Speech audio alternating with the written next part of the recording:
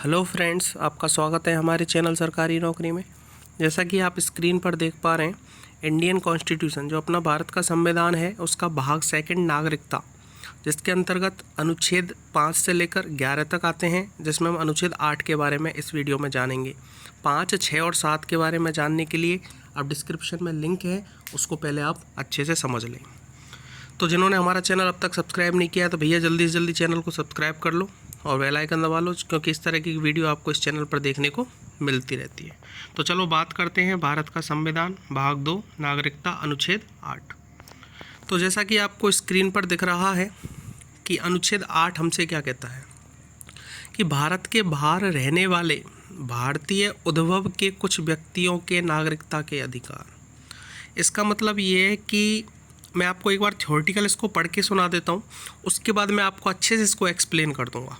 अनुच्छेद 5 में किसी बात के होते हुए भी कोई व्यक्ति जो या जिसके माता या पिता में से कोई अथवा पितामह या पितामही या मातामही में से कोई मूल रूप में भारत शासन अधिनियम 1935 में परिभाषित भारत में जन्मा था और जो इस प्रकार परिभाषित भारत के बाहर किसी देश में मामूली तौर से निवास कर रहा है तो वह भारत का नागरिक समझा जाएगा।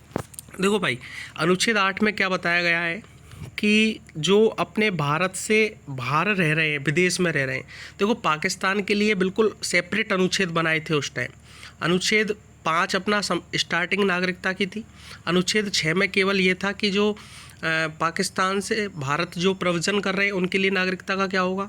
अनुच्छेद जो 7 था अपना, उसमें था कि जो भारत से पाकिस्तान में प्रव्रजन कर रहे हैं उनके लिए क्या होगा। और ये जो अनुच्छेद 8 है उसमें क्या होगा कि जो विदेश में रह रहे हैं अपने लोग, विदेश में जैसे अपने बहुत सारे डॉक्टर्स हैं, इंजीनियर्स हैं, साइंटिस्ट हैं, जो नौकरी करने बाहर चले जाते हैं 2-2 साल, 4-4 साल, 5-5 साल, 8-8 साल, 10-10 साल वो वहाँ रहने लग जाते हैं।